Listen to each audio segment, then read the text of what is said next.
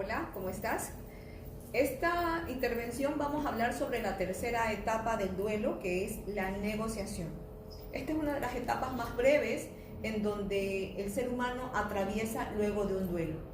¿Qué estamos negociando aquí? Es como el último hálito de esperanza que nosotros tenemos si es que una persona, si es que nuestro familiar o un ser querido está en esa fase terminal. Es como nuestra última esperanza de que se posponga la inevitable muerte, como que se alargue esa enfermedad o como que recobre la salud. Y si es que hay una muerte, el desear que hubiera sido de otra forma. O sea, es como esa necesidad de que ese dolor inminente que viene de aceptar la realidad como tal, que es la muerte como tal, no venga, no llegue. Entonces comienzo a negociar. Si es que yo tengo un familiar que está pasando por una enfermedad terminal, por una fase terminal, en secreto el doliente hace contratos con Dios o con lo que considere su Dios.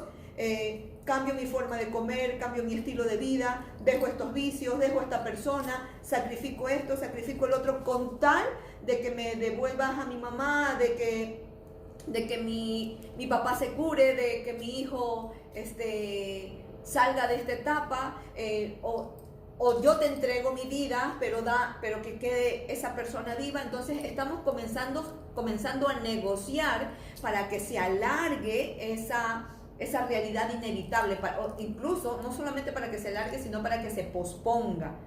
Pero estas negociaciones suelen ser, no son sostenibles. ¿Por qué? Porque pueden incluso llegar a interferir con la posible curación si es que es una persona que está en una fase terminal, que ya está muriendo, que está agonizando, y definitivamente es insostenible, es poco sostenible si es que ya la persona está muerta, porque ya ahí no hay negociación que valga. Pero es como ese sentido de esperanza que nosotros tenemos en el fondo. Entonces esa negociación que está cargada de mucho dolor, recuerden que el dolor no ha desaparecido en ninguna de las etapas y no va a desaparecer en ninguna de las etapas, ni antes, ni durante, ni después. El dolor no va a desaparecer, va a ir transformándose y llenándose de vida cada día.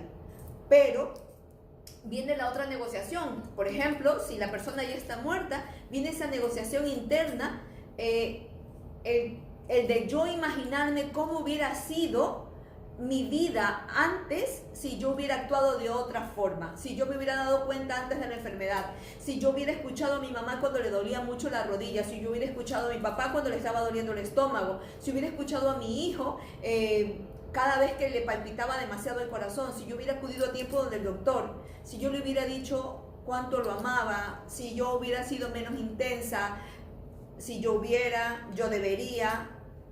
Está muy cargada esta etapa de eso. Es una negociación que incluso hace que me duela más. O sea, que el dolor vuelva como a la etapa de la primera etapa, que es la negación, que venga un dolor con drama. Entonces es como que volvemos nuevamente a caer a la curva, en esa curva que ya va en descenso, en donde el dolor se convierte en drama y obviamente ese drama trae sufrimiento. Como esta etapa es pequeña y se podría decir que no es sostenible, aquí es importante otra vez nosotros ser esa escucha atenta y sin más allá de poder dar un consejo, es tener la frase adecuada, como todo lo que sucedió, o sea, hayas hecho lo que hayas hecho, esto es lo que está sucediendo. De la forma de tener el tino y el tono subliminal y requerido en este momento, porque definitivamente la otra persona, recuerden que no está en su mayor percepción en ese instante. ¿Qué es lo que se puede hacer en estos casos? ¿Qué es lo que se recomienda? Mucha oración. En estos casos se recomienda mucha liberación y soltar, mucha meditación también. ¿Por qué? Porque el silencio va a permitir que todos esos si yo hubiera dicho, si yo hubiera hecho, se comprendan. El si yo hubiera dicho, si yo hubiera hecho, está desde aquí.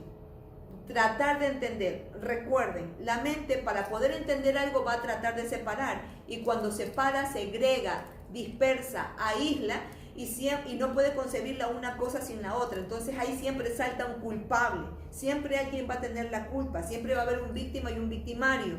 En esta etapa lo que se necesita es que todo lo que está aquí en la cabecita baje hacia el corazón para que yo pueda integrar estos mundos, ¿sí? El que no lo tenía, el que lo tenía y el que no lo tengo, ¿sí? En todo lo que hice y en todo lo que pudiera haber hecho. Es poder integrar esto y que llegue la comprensión de la muerte como tal y que yo me dé cuenta que lo único que estoy haciendo en ese momento es causarme más dolor y evitándome que mi vida transcurra. Otra de las recomendaciones que se da es que aquí es muy importante ya comenzar a aplicar una rutina diaria, o sea, ya integrarme a mi rutina habitual que yo tenía antes de la muerte de esta persona o antes de la enfermedad de esta persona. Ya es importante que comience a ponerle vida a mi vida, o sea, que le comience a poner más actividades a mis días.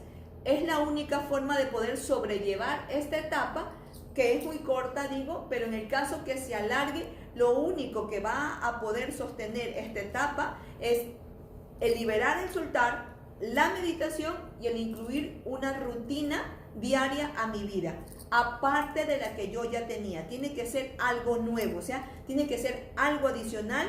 Y si es que yo no estaba incorporándome a mi rutina diaria, rescatar nuevamente mi rutina para yo mandarle esa señal a mi interior de que la vida continúa. Y recuerden, siempre la presencia es lo más sano que podemos nosotros otorgarle a un ser humano.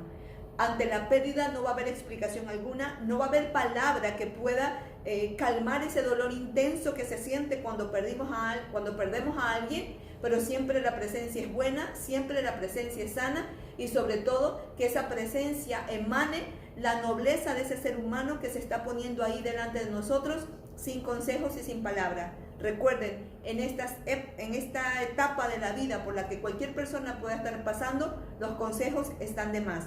Lo único que importa es tu sana presencia. Gracias, se despide Elizabeth Franco. Hasta otra cápsula.